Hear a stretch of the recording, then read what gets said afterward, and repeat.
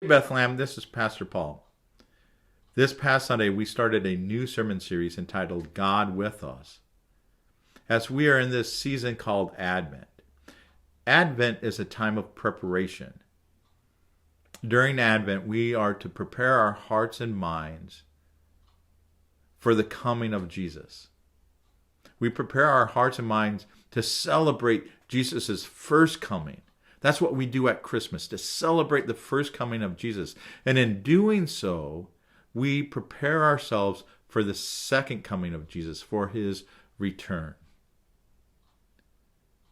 And the first week of Advent is the week of hope. And there are a lot of reasons why we need hope. We need hope personally because life hasn't turned out the way that it should. Many of us are dealing with depression. Some of us are dealing with relationship problems. Some of us are dealing with financial problems. Some of us are dealing with health problems. On a larger scale, we need hope because the world is not what it should be. We look around us and we see broken homes and broken hearts. We see people who are affected by poverty and by famine and by drought. People who are hungry. We see people who are affected by war and hatred and discrimination. And we know this is not what God intended. We need hope. In the Bible, we see that the Israelites needed hope.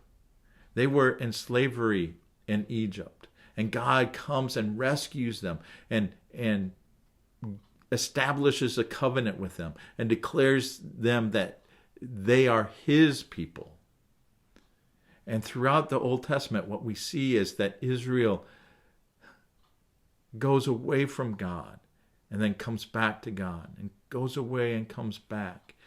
And when you get to the books of the prophets, what you see time and time again is the prophets tell Israel to look back and remember, to have hope, to trust God and to have hope by remembering what God has done in the past. That's what the Passover was all about. To remember how God had rescued them in the past so that they could be confident that God would rescue them in the future. And the same goes with us today. We can be confident in our hope of Jesus' return to make everything right because we can look back and remember that God kept his promise and sent Jesus 2,000 years ago. We can have a confident hope.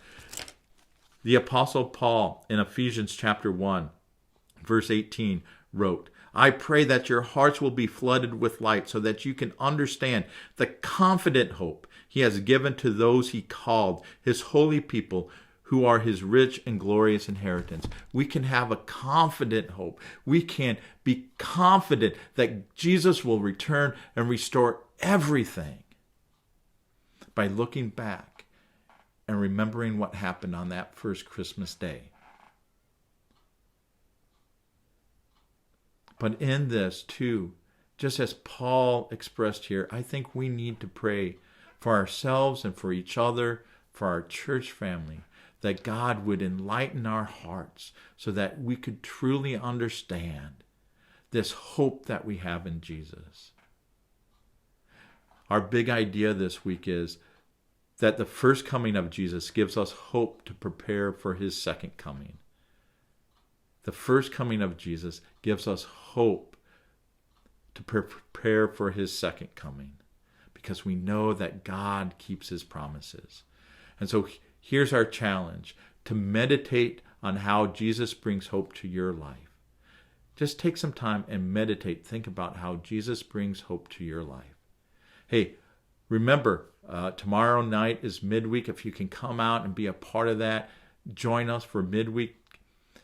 And keep reading along with our Advent readings. And I'll see you on Sunday. God bless.